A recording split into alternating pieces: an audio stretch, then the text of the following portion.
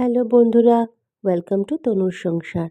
আজকে মা বাবাইকে নিয়ে আমি আর বোন বেরিয়েছি, যাব একটু বিরাটি। বাবানও যাবে আমাদের সঙ্গে, তবে ও আছে কৌশিকের সাথে। যাওয়ার পথে ও দাঁড়াবে আমাদের জন্য, তো সেখান থেকেই বাবানকে আমি নিয়ে নেব গাড়িতে, তবে কৌশিক যাচ্ছে না। একটু বলে রাখি, জন্মসূত্রে আমার মায়েরা 4 ভাই 4 বোন। তো আমার বড় মাসি আর ছোট মাসি প্রায় কাছাকাছিই থাকেন বিরাটি। মা তো মেজো, আর সেজো মাসি মানে মিষ্টিমানি থাকেন মধ্যমগ্রামে। তারাও কৌশিকদের সঙ্গে দেখা হয়ে গেছে, বাবানকে আগে ভেতরে নিয়ে নিই। তো থাম্বনেল দেখে তো বুঝতেই পারছো যে আমরা কোথায় যাওয়ার উদ্দেশ্যে আজকে বিরাটিতে এসছি। তো মামুনি আর কুট্টিমানি মানে বড় মাসি আর ছোট মাসি তো কাছাকাছিই থাকে।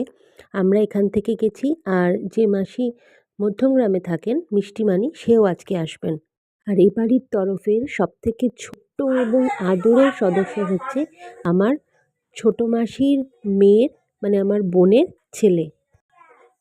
এদিকে এদিকে এদিকে এদিকে এদিকে এদিকে মামা মাসিদের তরফের মানে এদিকের তরফের আমাদের সব ছেলেপুলের মধ্যে এ হচ্ছে এখন সবথেকে ছোট।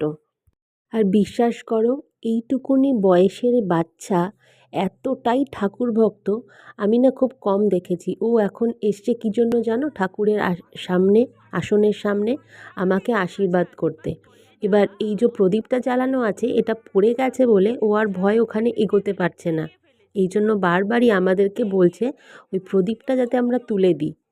ওর কীর্তিটা দেখাই দেখো, কুট্টিমানি যেই প্রদীপটা ওর সামনে নিয়েছে, এবার ও তার আশীর্বাদ নিয়ে একবার নিচে নিচ্ছে, একবার বোনকে দিচ্ছে, এবার আসছে আমাকে দেওয়ার জন্য। এই দেখো কি অদ্ভুতভাবে একদম ছোট বয়স থেকে ঠাকুরের গান, ঠাকুরের কীর্তন সব কিছুর পাশাপাশি এগুলোও কিন্তু ভালোবাসে। আর এখন পেয়েছে একটা বল, সেটাকে নিয়েই ওর ঋষি দাদার সঙ্গে মানে বাবানকে এখানে সবাই ঋষি ডাকে, সেই নিয়ে মত্ত হয়ে পড়েছে। বাবানও এই দিনটার জন্য বহু দিন ধরে অপেক্ষা করছিল, তাই আজকে এসে দেখো জামা কাপড়টাও ছাড়েনি, খেলায় মত্ত হয়ে গেছে। আর তোমাদের সঙ্গে আরও একজন মজাদার মানুষের আলাপ করাচ্ছি, দাঁড়াও। ইনি আমার ছোট মেসো, সম্পর্কে মেসো হলেও আমরা কিন্তু মামা বলে ডাকি। তার অবশ্য একটা স্টোরি আছে, এই গল্পনাটা এখন থাক, অন্য কোনো দিন বলবো।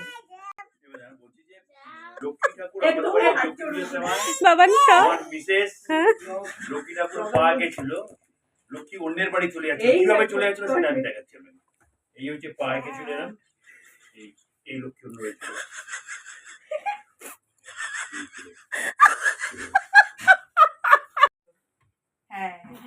এবার বুড়ো দাদু কেমন করে হাঁটে? আচ্ছা ঠিক আছে, ঋষি দাদা ভাই থাকবে, তুমি দেখো বুড়ো দাদু কেমন করে হাঁটে। বাবানকে খেলার সঙ্গী হিসাবে পেয়ে ও যে কী করবে বুঝতে পারছে না। কখনো ওকে প্রণাম করছে, কখনো জড়িয়ে ধরে আদর করছে। আর ওর এই সমস্ত কীর্তিকলাপ দেখতে দেখতে আমাদের সময় কাটছে।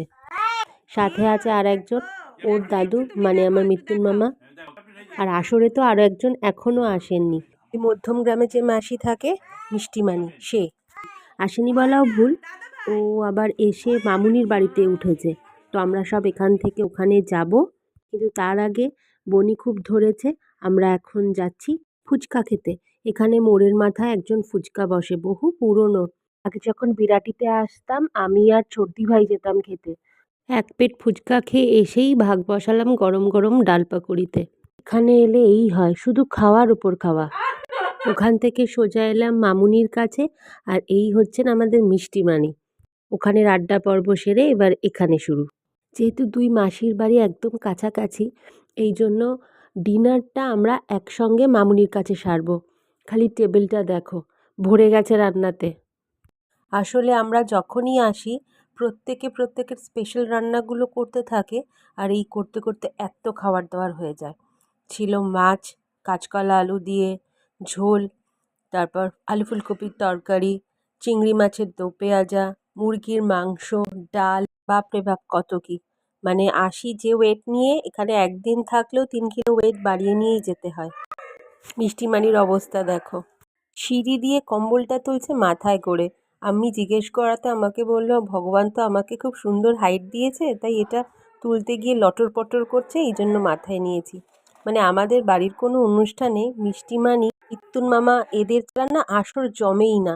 খাওয়া দাওয়ার পর্ব সেরে 3 বোনে এখন বসেছে, কার চুল বেশি সরু হয়ে যাচ্ছে, কার চামড়া কুঁচকে যাচ্ছে, কি মাখলে ভালো টান টান থাকবে, এইসব।